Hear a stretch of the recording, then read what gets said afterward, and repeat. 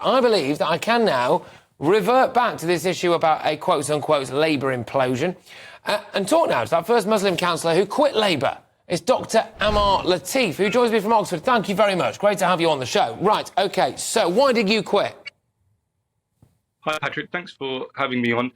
So, along with the rest of the world and your viewers, I was watching with some dismay at the events that have been unfolding in the Middle East, with the innocent loss of life in both Israel and Palestine. And I was particularly perturbed and disappointed by the comment that the Labour leader Keir Starmer made, and he had this LBC interview where he was asked directly about a siege on Gaza and whether it could be justified, to which he answered, yes, it could. Okay. At that stage, I tried to seek urgent clarification from the local and national party over this statement. Unfortunately, no clarification was forthcoming, and therefore I couldn't, with good conscience, remain in a party where just because? the leader... Yeah, but can I ask? Well, how does that affect the people you represent in Oxford? I mean, directly. Because we have a leader who has disregard for human life and international law. I was elected to serve the people in Cowley in Oxford, who many of whom have got in touch with me over this issue, asking me about what the Labour Party stance was when his statement came out. This was, of course, followed by a car crash of an interview by the Shadow Attorney General, Emily Thornberry, where she tried to justify the use of collective punishment with it as a tool to be used as a warfare. And in good conscience, I couldn't remain in a party that had this approach. So the fact that Keir Starmer tried to get Jeremy Corbyn elected twice isn't enough for you? Well, I think that's historic. That's something that Keir Starmer needs to answer, the question for him. But I think the issue for me really now is what does Keir Starmer do in the here and now regarding this situation? And actually, you know, we've had a clarifying statement, which isn't really a statement at all. It's taken 9 days for that statement to come out. And then alongside that, we've also had other shadow front bench members like David Lammy, again on national TV, trying to justify the use of collective punishment. So I think that within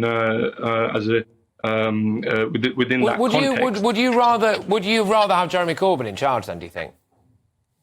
I wouldn't frame. I don't think this about Jeremy Corbyn. My views. I'm not particularly left wing. I entered politics. I work as a GP, and I entered politics really because of the COVID pandemic and the impact I was seeing it have on the community around me. So I'm not particularly political in that sense. I've been a Labour councillor for about 2.5 years now. So I wouldn't really see this as an issue of left or right. This is really an issue of international justice, international peace, and it's a humanitarian issue. I know in some ways it's being framed as a Muslim or a Jewish issue. It's not. It's a humanitarian issue, and all good people of good conscience who want justice and peace will be outraged at the stance that Keir Starmer has taken. Could I maybe politely suggest why I think many people might come to the conclusion that it could be a Muslim or Jewish issue in Britain, because we've got Sarah Owen, for example, the Luton North MP, who is herself not Muslim, as far as I'm aware, and Luton South MP, Rachel Hopkins. Luton, massively Muslim area,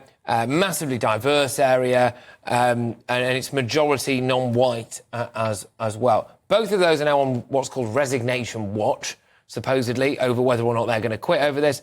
That would imply to me they're getting a lot of pressure from their constituents, OK? We also know that there are a couple of Bradford MPs who are also apparently on resignation watch. Again, the implication there will be they're getting a lot of pressure from their constituents. It sounds to me as though your constituents were quite concerned as well, OK? Is it not fair to suggest that maybe some Labour MPs are getting a huge amount of pressure from the kind of quotes-unquote Muslim vote on this?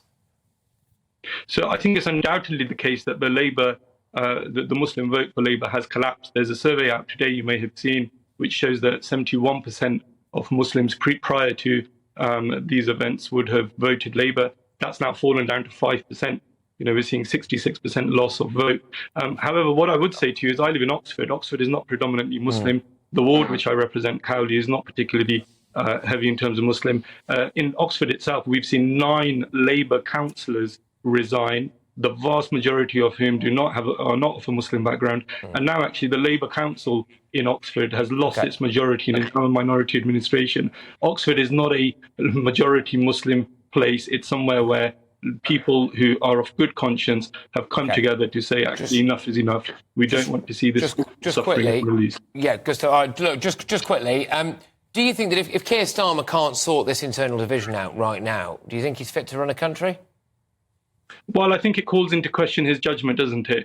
He's been reckless with his words. He's not really acted as events have changed. He's now calling for a humanitarian pause. What he really needs to do is he needs to apologise for his error.